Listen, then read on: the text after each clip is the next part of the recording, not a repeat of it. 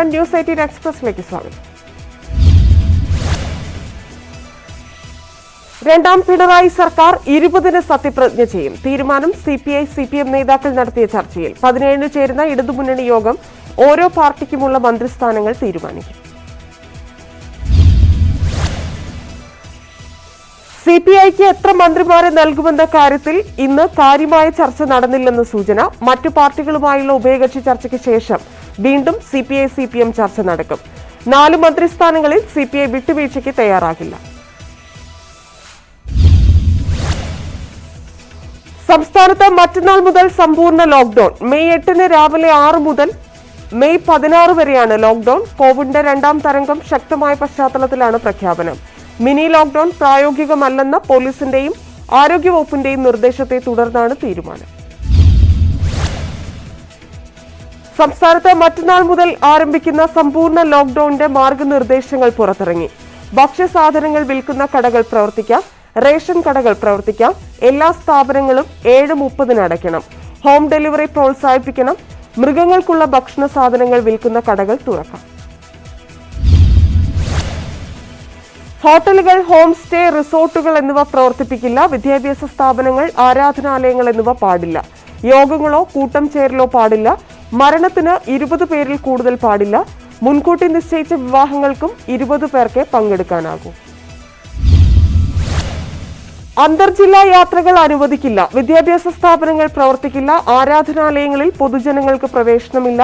അനാവശ്യമായി പുറത്തിറങ്ങുന്നവർക്കെതിരെ കേസെടുക്കും. Airport, railway station എന്നിവിടങ്ങളിലേക്ക് taxi service അനുവദിക്കും. യാത്രാ ടിക്കറ്റ് കയ്യിൽ കരുതണം. അന്തർ സംസ്ഥാന യാത്രകൾ കോവിഡ് ജാഗ്രതാ പോർട്ടലിൽ രജിസ്ട്രേഷൻ നിർബന്ധം. പത്രമാധ്യമ സ്ഥാപനങ്ങൾക്ക് പ്രവർത്തിക്കാം. ടെലികോം, കേബിൾ, DTH സേവനങ്ങൾക്ക് തടസ്സമില്ല. ഇന്റർനെറ്റ്, IT, ടെലികമ്മ്യൂണിക്കേഷൻ തുടങ്ങിയ സേവനങ്ങൾ നൽകുന്നവയ്ക്ക് പ്രവർത്തിക്കാം. ആരോഗ്യമേഖലയ്ക്ക് പ്രവർത്തിക്കാം. സർക്കാർ, സ്വകാര്യ മേഖലയിലെ ആശുപത്രി, ലബോറട്ടറി, അനുബന്ധ മെഡിക്കൽ ഉപകരണങ്ങൾ നിർമ്മിക്കുന്ന സ്ഥാപനങ്ങൾ എന്നിവയ്ക്ക് പ്രവർത്തിക്കാം. ഇവിടങ്ങളിലെ ജീവനക്കാർക്ക് യാത്രാവിലക്കില്ല. പെട്രോൾ, LPG സ്ഥാപനങ്ങൾ പ്രവർത്തിക്കാം. വൈദ്യുതി അനുബന്ധ സ്ഥാപനങ്ങൾക്ക് പ്രവർത്തിക്കാം. ശീതീകരണ, സ്റ്റോറേജ്, വെയർഹൌസ് എന്നിവ പ്രവർത്തിക്കാം. ബാങ്ക്, മറ്റ് ധനകാര്യ സ്ഥാപനങ്ങൾക്ക് 10 മുതൽ 1 മണി വരെ സേവനം ലഭ്യമാക്കാം. സ്വകാര്യ സുരക്ഷാ സ്ഥാപനങ്ങൾക്ക് പ്രവർത്തിക്കാം. വ്യാവസായിക സ്ഥാപനങ്ങൾ അടയ്ക്കണം.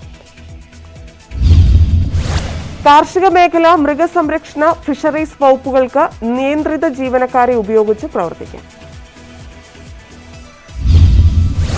കേരളത്തിലൂടെയുള്ള 37 ട്രെയിനുകൾ റദ്ദാക്കി ദക്ഷിണ റെയിൽവേ. വേണാട്, തിരുവനന്തപുരം നിസാമുദ്ദീൻ, ജനശതാബ്ദി, വഞ്ചിനാട്, ചെന്നൈ സൂപ്പർ എന്നിവയെല്ലാം റദ്ദാക്കിയവയിൽ ഉൾപ്പെടും. Eranad, Chennai superfast, Mangalapuram express, Chennai special തുടങ്ങിയവയും റദ്ദാക്കി. ഈ മാസം അവസാനം വരെയാണ് റദ്ദാക്കൽ.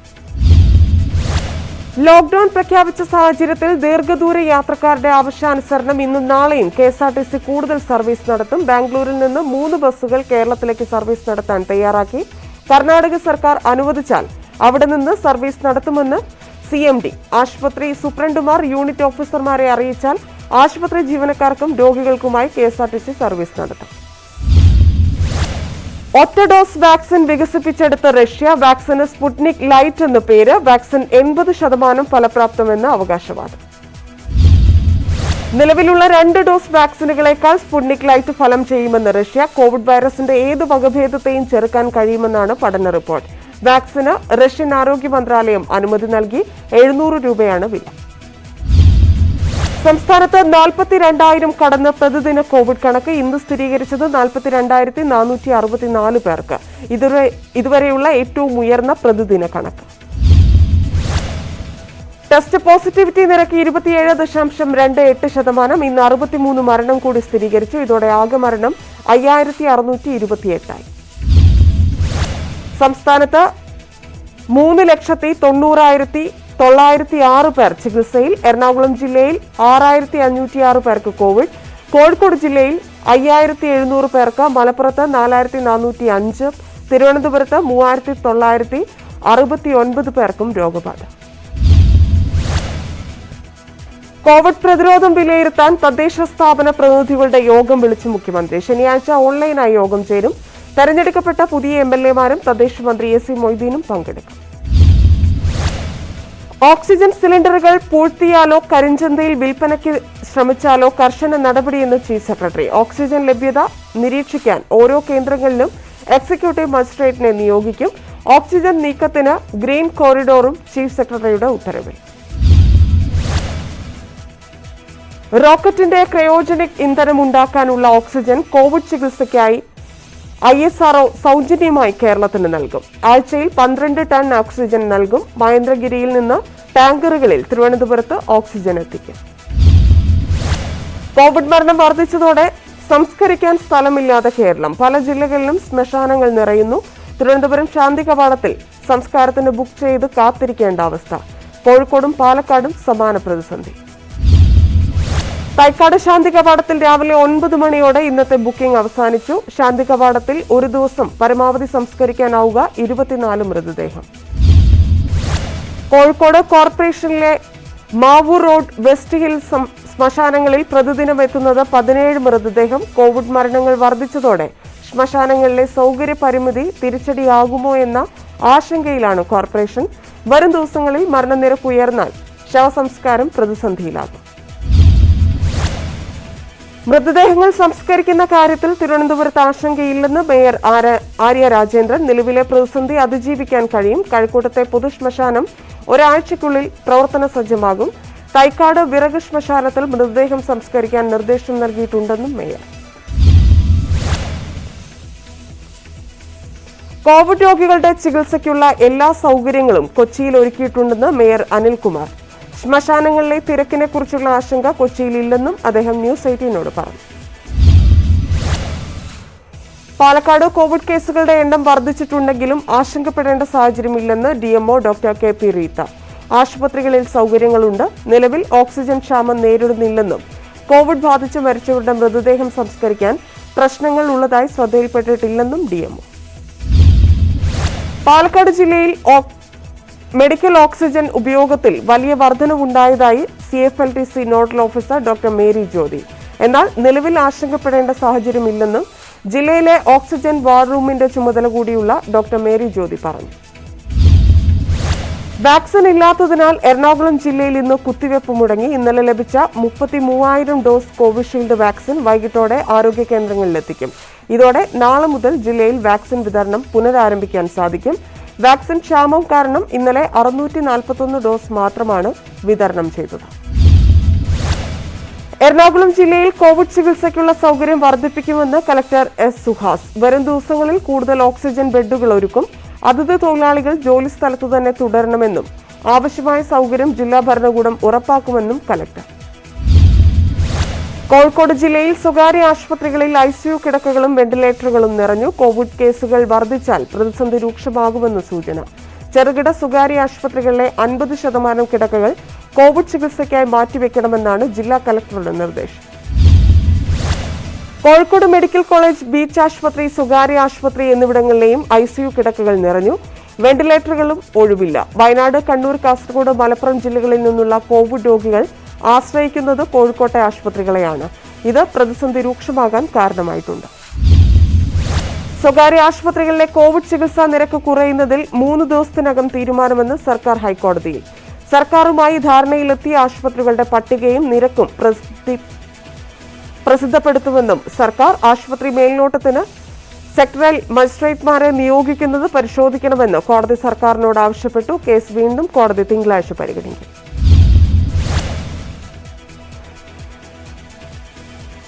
കോവിഡ് മാനദണ്ഡങ്ങൾ ലംഘിച്ച് CSI സഭ മൂന്നാറിൽ ധ്യാനം നടത്തിയതിൽ പോലീസ് കേസെടുത്തു. പകർച്ചവ്യാധി നിയമപ്രകാരം സംഘാടകർക്കെതിരെയാണ് കേസ്. ബിഷപ്പ് ധർമ്മരാജ് റസാലവും വൈദികരും കേസിൽ പ്രതികളാകും. പ്രതിപട്ടിക തയ്യാറാക്കി വരുന്നതായി ഇടുക്കി പോലീസ് അറിയിച്ചു. രാജ്യത്ത് പ്രതിദിന കോവിഡ് ബാധിതർ വീണ്ടും 4 ലക്ഷം കടന്നു. 4,12,262 പേർക്കാണ് 24 മണിക്കൂറിൽ രോഗം സ്ഥിരീകരിച്ചത്. പ്രതിദിന മരണനിരക്കും 4,000-നടുത്തെത്തി. 3,980 മരണം സ്ഥിരീകരിച്ചു. ഇതോടെ ആകെ മരണസംഖ്യ 23,168,000. കോവിഡ് മൂന്നാം തരംഗത്തെക്കുറിച്ച് മുന്നറിയിപ്പുമായി കേന്ദ്ര ആരോഗ്യ മന്ത്രാലയത്തിലെ മുഖ്യ ശാസ്ത്ര ഉപദേഷ്ടാവ് കെ വിജയരാഘവൻ. രണ്ടാം തരംഗത്തേക്കാൾ മൂന്നാം തരംഗത്തിന് വ്യാപനശേഷി കൂടുതലായിരിക്കും. വൈറസിന് കൂടുതൽ ശക്തിയുണ്ടാകാൻ ഇടയുണ്ടെന്നും മുന്നറിയിപ്പ്. മൂന്നാം തരംഗം എപ്പോൾ ഉണ്ടാകുമെന്നതിൽ വ്യക്തതയില്ല. എല്ലാ സംസ്ഥാനങ്ങളും ജാഗ്രത പാലിക്കണമെന്നും ഡോക്ടർ കെ വിജയരാഘവൻ. ലോകത്തെ പുതിയ കോവിഡ് ബാധിതരിൽ 46% ഇന്ത്യയിലെന്ന് ലോകാരോഗ്യ സംഘടന. 4-1 മരണവും ഇന്ത്യയിൽ. രാജ്യത്ത് കോവിഡ് നിരക്കിൽ ഒരാഴ്ച കൊണ്ട് 20% വർധന. മെയ് മാസം നടത്താനിരുന്ന പരീക്ഷകൾ മാറ്റിവെക്കാൻ സർവകലാശാലകൾക്ക് വൈസ് ചാൻസലർമാർക്ക് യുജിസി നിർദ്ദേശം. കോവിഡ് വ്യാപനം കുറഞ്ഞ ശേഷം പരീക്ഷകൾ നടക്കുന്നത് പരിഗണിക്കാം. കേന്ദ്ര സംസ്ഥാന സർക്കാരുകൾ നൽകുന്ന മാർഗനിർദ്ദേശങ്ങൾ പാലിച്ച് ഓൺലൈൻ പരീക്ഷകൾ നടത്തുന്നതിൽ അധികാരികൾക്ക് തീരുമാനമെടുക്കാം.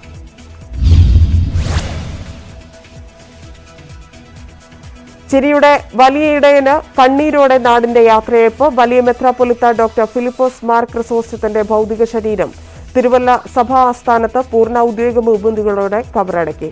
ഗവർണറും മുഖ്യമന്ത്രിയുമടക്കം പ്രമുഖർ അദ്ദേഹത്തിന് അന്തിമോപചാരം അർപ്പിച്ചു.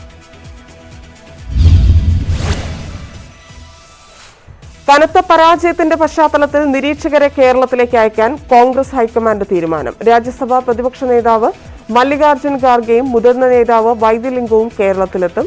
എംഎൽഎമാരുടെയും നേതാക്കളുടെയും നിലപാടറിയുകയാണ് ലക്ഷ്യം. നേതൃമാറ്റം സംബന്ധിച്ച് അഭിപ്രായങ്ങളും ആരായും. നാളെ നടക്കുന്ന രാഷ്ട്രീയകാര്യ സമിതി യോഗത്തിൽ കേരളത്തിന്റെ ചുമതലയുള്ള AICC general secretary Tariq Anwar ഓൺലൈനിലൂടെ പങ്കെടുക്കും. മുല്ലപ്പള്ളിയെ പിന്തുണച്ച് KV തോമസ്. തെരഞ്ഞെടുപ്പ് തോൽവിയുടെ ഉത്തരവാദിത്തം KPCC പ്രസിഡന്റിന്റെ മാത്രം തലയിൽ കെട്ടിവെക്കുന്നത് ശരിയല്ലെന്ന് KV തോമസ്. തോൽവിയുടെയും ഉത്തരവാദിത്തം എല്ലാ നേതാക്കൾക്കുമുണ്ട്. രമേശ് ചെന്നിത്തലയും ഉമ്മൻചാണ്ടിയും KC വേണുഗോപാലും താനും ചേർന്നാണ് തെരഞ്ഞെടുപ്പ് നയിച്ചത്. പാർട്ടിയിൽ ഐക്യത്തിനുള്ള ശ്രമമാണ് ഇപ്പോൾ ഉണ്ടാകേണ്ടതെന്നും KV തോമസ്. കോൺഗ്രസിന്റെ നിർണായക രാഷ്ട്രീയകാര്യ സമിതി യോഗം നാളെ. നിയമസഭാ തെരഞ്ഞെടുപ്പിലെ തോൽവി യോഗം ചർച്ച ചെയ്യും. മുല്ലപ്പള്ളി രാമചന്ദ്രന്റെ രാജി ആവശ്യപ്പെട്ട് ഉയർന്ന പ്രതികരണങ്ങളും യോഗം വിശകലനം ചെയ്യും. അടുത്ത പ്രതിപക്ഷ നേതാവ് ആരെന്നതിലും ചർച്ചകൾ നടന്നേക്കും. തൃശൂർ കോൺഗ്രസിൽ തർക്കം പുകയുന്നു. ജില്ലയിലെ പാർട്ടിയുടെ പരാജയത്തിന്റെ ഉത്തരവാദിത്വം ഏറ്റെടുത്ത് DCC പ്രസിഡന്റ് രാജിവെക്കണമെന്നാണ് ഒരു വിഭാഗത്തിന്റെ ആവശ്യം. ഇതോടെ MP വിൻസെന്റിനെ അനുകൂലിച്ചും ആളുകൾ രംഗത്തു വന്നു. MP വിൻസെന്റ് DCC അധ്യക്ഷനായത് തെരഞ്ഞെടുപ്പിന് 6 മാസം മുൻപാണെന്നും സംഘടനയെ സജ്ജമാക്കാൻ 6 മാസം മാത്രമാണ് സമയം കിട്ടിയതെന്നുമാണ് അനുകൂലിക്കുന്നവരുടെ വാദം. മാനന്തവാടി മണ്ഡലത്തിലെ UDF സ്ഥാനാർത്ഥി PK ജയലക്ഷ്മിയുടെ പരാജയം അന്വേഷിക്കാൻ പ്രത്യേക സമിതിയെ നിയോഗിച്ച് Wayanad DCC vice president MA Joseph ചെയർമാനായ സമിതിയിൽ ജനറൽ സെക്രട്ടറിമാരായ മോയിൻ കടവൻ, PD സജി എന്നിവർ അംഗങ്ങൾ. 15 ദിവസത്തിനകം റിപ്പോർട്ട് നൽകാൻ DCC അധ്യക്ഷൻ IC ബാലകൃഷ്ണന്റെ നിർദ്ദേശം. വിമർശനങ്ങൾ ഉയരുന്നതുപോലെ തെരഞ്ഞെടുപ്പിൽ മുസ്ലിം ലീഗിന് കനത്ത നഷ്ടമുണ്ടായിട്ടില്ലെന്ന് ഉന്നതാധികാര സമിതി യോഗം വിലയിരുത്തൽ. പരാജയം പഠിക്കാൻ വിദഗ്ധ സമിതിയെ നിയോഗിക്കും. PK കുഞ്ഞാലിക്കുട്ടിക്കെതിരെ സമൂഹമാധ്യമങ്ങളിലുള്ള അക്രമങ്ങൾ ആസൂത്രിതമാണെന്നും ലീഗ് ഉന്നതാധികാര സമിതി. ലീഗിന്റെ ശക്തി കേന്ദ്രങ്ങളിൽ ഒരു ചോർച്ചയും ഉണ്ടായിട്ടില്ലെന്നും വിലയിരുത്തൽ. BJPയെ ചെറുക്കുന്നതിൽ മഞ്ചേശ്വരത്തും പാലക്കാടും മുസ്ലിം ലീഗ് മുഖ്യ പങ്ക് തന്നെ വഹിച്ചു. ഇത് അവസാന തെരഞ്ഞെടുപ്പല്ലെന്ന് PK കുഞ്ഞാലിക്കുട്ടി. PK കുഞ്ഞാലിക്കുട്ടിയെ പാർലമെന്ററി പാർട്ടി നേതാവായും MK മുനീറിനെ ഉപനേതാവായും യോഗം തെരഞ്ഞെടുത്തു. ലീഗ് നേതൃത്വം തെറ്റുതിരുത്തണമെന്ന് ഇന്ത്യൻ മുസ്ലിം അക്കാദമിയ. പാർട്ടി നയങ്ങളോട് ബഹുജനങ്ങൾക്ക് വിയോജിപ്പുണ്ട്. കുഞ്ഞാലിക്കുട്ടിക്കെതിരെയുള്ള വിമർശനം ഇതിന്റെ ഭാഗമാണ്. പാർട്ടിയുടെ രാഷ്ട്രീയ നിലപാടുകളും നേതൃത്വത്തിന്റെ ശരിതെറ്റുകളും പഠനവിധേയമാക്കണമെന്നും ആവശ്യം. കേന്ദ്ര സർവകലാശാലകളിലെ MSF യൂണിറ്റുകൾ ചേർന്ന് രൂപീകരിച്ചതാണ് ഇന്ത്യൻ മുസ്ലിം അക്കാദമിയ. തെരഞ്ഞെടുപ്പിലെ തിരിച്ചടിയെക്കുറിച്ച് പഠിക്കാൻ അന്വേഷണ കമ്മീഷനെ നിശ്ചയിക്കുമെന്ന് യൂത്ത് ലീഗ് സംസ്ഥാന പ്രസിഡന്റ് പാണക്കാട് സയ്യിദ് മുനവർ അലി ശിഹാബ് തങ്ങൾ. മാറ്റേണ്ട സാഹചര്യമില്ല. PK കുഞ്ഞാലിക്കുട്ടിയെ മാത്രം കുറ്റപ്പെടുത്തുന്നത് ശരിയല്ല. ഉത്തരവാദിത്വം എല്ലാവർക്കുമുണ്ടെന്നും മുനവർ അലി തങ്ങൾ ന്യൂസ് 18നോട്. കോൺഗ്രസിനെ വിമർശിച്ച് CMP നേതാവ് CP ജോൺ. കക്ഷി രാഷ്ട്രീയത്തിന്റെ പ്രാധാന്യം കോൺഗ്രസ് മനസ്സിലാക്കണമെന്ന് CP ജോൺ. LDF അതാണ് ചെയ്യുന്നത്. പാർട്ടികൾ ശക്തിപ്പെട്ടാലേ മുന്നണികളും ശക്തിപ്പെടുമെന്നും അദ്ദേഹം ന്യൂസ് 18നോട് പറഞ്ഞു. ഇടവേളയ്ക്ക് ശേഷം ന്യൂസ് 18 എക്സ്പ്രസ് തുടരും. കൂടുതൽ വാർത്തകൾക്ക് മലയാളം.news18.com.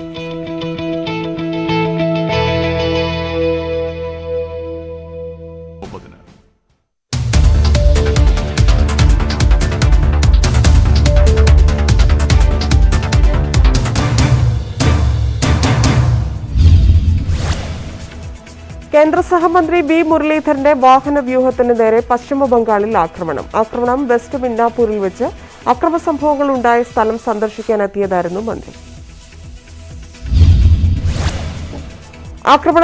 വാഹനത്തിന്റെ ചില്ലുകൾ തകർന്നു. തൃണമൂൽ കോൺഗ്രസ് പ്രവർത്തകരാണ് ആക്രമണത്തിന് പിന്നിലെന്ന് വി മുരളീധരൻ. ജനാധിപത്യ വിരുദ്ധ ശക്തികളുടെ ഭീഷണിയും അക്രമവും വിലപോവില്ലെന്നും മുരളീധരൻ. മുരളീധരനെതിരായ അക്രമത്തെ അപലപിച്ച് ബിജെപി കേരള ഘടകം. സംഭവം മനുഷ്യ മനസാക്ഷിയെ ഞെട്ടിക്കുന്നതെന്ന് സംസ്ഥാന അധ്യക്ഷൻ കെ സുരേന്ദ്രൻ. അക്രമങ്ങളെ കയ്യും കെട്ടി നോക്കി നിൽക്കുകയാണ് തൃണമൂൽ കോൺഗ്രസ്. ഇന്നും നാളെയും പ്രതിഷേധ പരിപാടികൾ സംഘടിപ്പിക്കുമെന്നും സുരേന്ദ്രൻ. ബംഗാളിലെ ജനവിധി അംഗീകരിക്കാൻ ബിജെപി തയ്യാറായിട്ടില്ലെന്ന് മുഖ്യമന്ത്രി മമതാ ബാനർജി. ബംഗാളിലേക്ക് നേതാക്കളെ അയച്ച് പ്രകോപനം സൃഷ്ടിക്കുകയാണെന്നും മമത. യുഡിഎഫിന് ബിജെപിക്കുമെതിരെ വിമർശനവുമായി എറണാകുളം അങ്കമാലി അതിരൂപത മുഖപത്രം സത്യദീപം. നേതൃശൂന്യത യുഡിഎഫിന് ബാധ്യതയായെന്ന് പ്രതിപക്ഷ നേതാവ് ഉയർത്തിയ പല വിഷയങ്ങൾക്കും പാർട്ടി പിന്തുണ നൽകിയില്ലെന്നും വിമർശനം. ബിജെപിയുമായി സന്ധി ചെയ്താൽ എത്ര ഉന്നതനും സംപൂജനാകുമെന്നതിന്റെ തെളിവാണ് ഇ ശ്രീധരന്റെ തോൽവിയെന്നും സത്യദീപം. യുഡിഎഫ് നേതാക്കൾക്കിടയിലെ അസ്വാരസ്യം മൂലം പല സ്ഥാനാർത്ഥികളും തോറ്റുവെന്നും സത്യദീപം. നേതൃമാറ്റത്തിലൂടെ മാത്രമേ കോൺഗ്രസിന് മുന്നോട്ടു പോകാനാകൂ. അധികാരത്തിനു വേണ്ടി രാഷ്ട്രീയ മര്യാദ മറന്ന് മറുകണ്ഠം ചാടുന്നവർക്കുള്ള സന്ദേശമാണ് തെരഞ്ഞെടുപ്പ് നൽകിയതെന്ന് ജോസ് കെ മാണിക്ക് പരോക്ഷ വിമർശനം. ആർഎംപിയുമായി സിഎംപി ചർച്ച തുടങ്ങിയെന്ന് സി പി ജോൺ. ഇടതുപക്ഷം ഉപേക്ഷിച്ച ഇടത് ആശയങ്ങൾ സംരക്ഷിക്കാനാണ് ആർഎംപിയുമായി സഹകരിക്കുന്നതെന്നും സി പി ജോൺ ന്യൂസ് 18നോട്. കോൺഗ്രസിനെതിരെ ആഞ്ഞടിച്ച് ഷിബു ബേബി ജോൺ. ഗ്രൂപ്പ് യോഗങ്ങൾ വിളിക്കുന്ന നേതാക്കന്മാർ പൊതുജനമധ്യത്തിൽ അപഹാസ്യരാവുകയാണെന്ന് ഫേസ്ബുക്ക് പോസ്റ്റ്. ഐക്യജനാധിപത്യ മുന്നണിയുടെ നിലനിൽപ്പിനെ ചോദ്യം ചിഹ്നമായിരിക്കുന്നു. അത് ഉൾക്കൊള്ളാൻ തയ്യാറാകാതെ നേതാക്കന്മാർ പരസ്യമായും രഹസ്യമായും ഗ്രൂപ്പ് യോഗങ്ങൾ വിളിക്കുകയും വിഴുപ്പലക്കൽ നടത്തുകയും ചെയ്യുന്നു. മഞ്ചേശ്വരത്ത് മുഖ്യമന്ത്രിക്കും ജയിച്ച യുഡിഎഫ് സ്ഥാനാർത്ഥി എ.കെ.എം. അഷ്റഫിനും ആശംസ നേർന്നുള്ള പോസ്റ്റർ വിവാദമാകുന്നു. The real hero of Kerala and Manjeshwaram എന്നെഴുതിയ പോസ്റ്ററാണ് പതിച്ചത്. 5 യുവാക്കളുടെ ഫോട്ടോയും ഫ്ലക്സിലുണ്ട്. മഞ്ചേശ്വരത്ത് മുസ്ലിം ലീഗ് സ്ഥാനാർത്ഥിയുടെ ജയവും കേരളത്തിൽ പിണറായി സർക്കാരിന്റെ ജയവും ആഗ്രഹിച്ചവരാണ് ഫ്ലക്സിന് പിന്നിലെന്നാണ് സൂചന. സിപിഎം യുഡിഎഫ് വോട്ട് കച്ചവടത്തിന്റെ തെളിവാണെന്ന് K Surendran. NDA convener Thushar വെള്ളാപ്പള്ളിക്കെതിരെ കാമരാജ് കോൺഗ്രസ് നേതാവ് വിഷ്ണുപുരം ചന്ദ്രശേഖരൻ. തുഷാർ വെള്ളാപ്പള്ളി തെരഞ്ഞെടുപ്പിൽ മത്സരിക്കാത്തത് ബിഡിജെഎസ് വോട്ട് മറിച്ചതിന് തെളിവെന്ന ആരോപണം. തുഷാർ വെള്ളാപ്പള്ളി എൻഡിഎ സംസ്ഥാന കൺവീനർ സ്ഥാനം രാജിവെക്കണം. കൺവീനർ സ്ഥാനം രാജിവെച്ചില്ലെങ്കിൽ എൻഡിഎക്കുള്ളിൽ വലിയ പ്രതിഷേധമുണ്ടാകുമെന്നും വിഷ്ണുപുരം ചന്ദ്രശേഖരൻ. ബിജെപിക്കും വിഷ്ണുപുരം ചന്ദ്രശേഖരന്റെ വിമർശനം. സ്ഥാനാർത്ഥി നിർണയത്തിൽ വീഴ്ച പറ്റിയെന്ന് വിമർശനം. കെ സുരേന്ദ്രന്റെ ഇരട്ട സ്ഥാനാർത്ഥിത്വവും തിരിച്ചടിയായെന്നും സുരേന്ദ്രന്റെ യാത്രയിൽ നിന്ന് ഘടകകക്ഷികളെ തഴഞ്ഞെന്നും വിഷ്ണുപുരം ഫേസ്ബുക്ക് പോസ്റ്റിൽ കുറ്റപ്പെടുത്തി. തൃശൂരിലെ ബിജെപിയുടെ എ ക്ലാസ് മണ്ഡലങ്ങളിലടക്കം വോട്ട് കുറഞ്ഞത് എൻഡിഎയിൽ സജീവ ചർച്ചയാകുന്നു. എ ക്ലാസ് മണ്ഡലമായ മണലൂരും പുതുക്കാടുമാണ് വോട്ട് കുറഞ്ഞത്. സുരേഷ് ഗോപി മത്സരിച്ച തൃശൂരിൽ 15,739 വോട്ട് ബിജെപിക്ക് മുൻ തവണത്തേക്കാൾ അധികമായി ലഭിച്ചു. എന്നാൽ ഇത് വ്യക്തിഗതമായി ലഭിച്ച വോട്ടായാണ് കണക്കുകൂട്ടുന്നത്. ഇരിങ്ങാലക്കുടയിലും ഒല്ലൂരിലും വോട്ട് വർദ്ധിച്ചത് നേരിയ ആശ്വാസം നൽകുന്നു.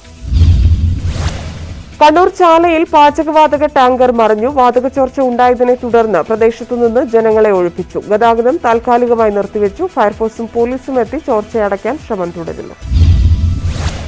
തുടർച്ചയായി 3ാം ദിവസവും ഇന്ധനവില കൂട്ടി. പെട്രോളിന് 23 പൈസയും ഡീസലിന് 30 പൈസയുമാണ് വർദ്ധിപ്പിച്ചത്.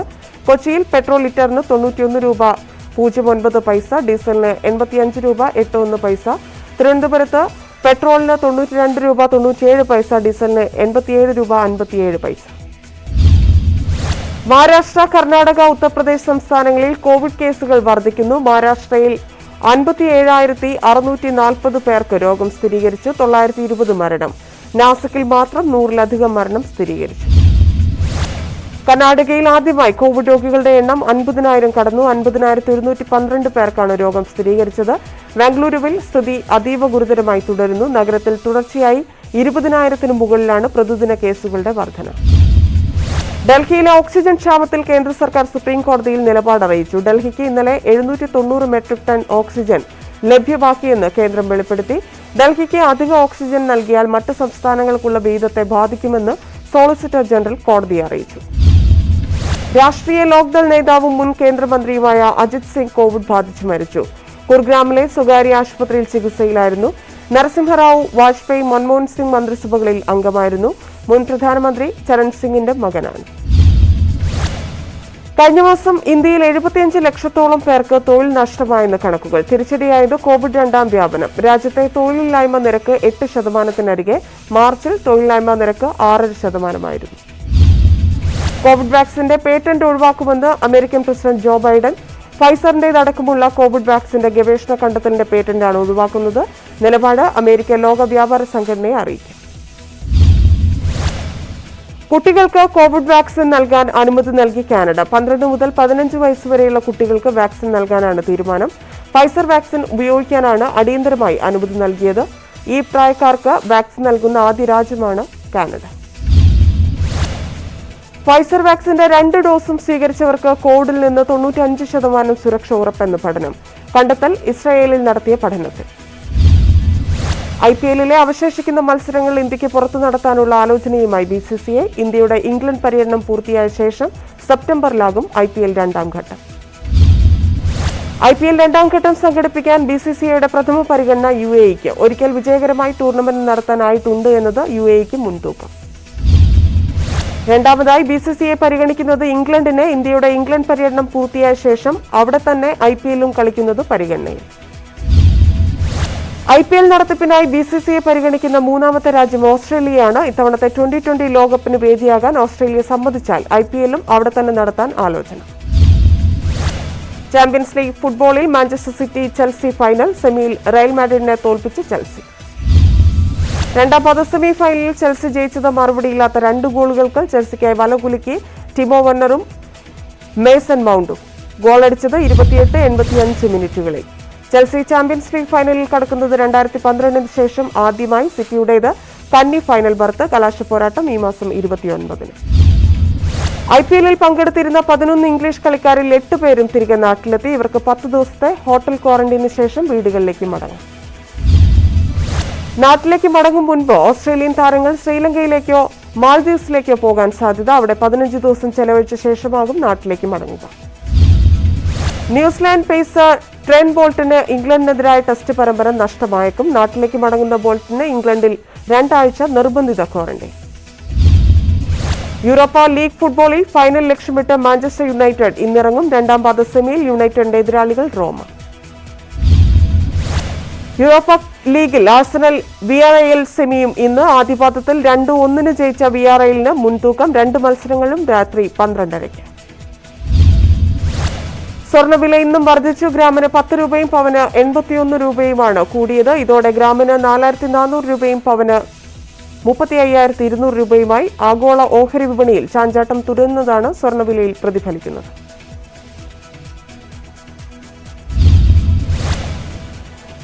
ന്യൂസ് 18 എക്സ്പ്രസ് പൂർണ്ണമാവുന്നു. കൂടുതൽ വാർത്തകൾക്ക് മലയാളം.news18.com.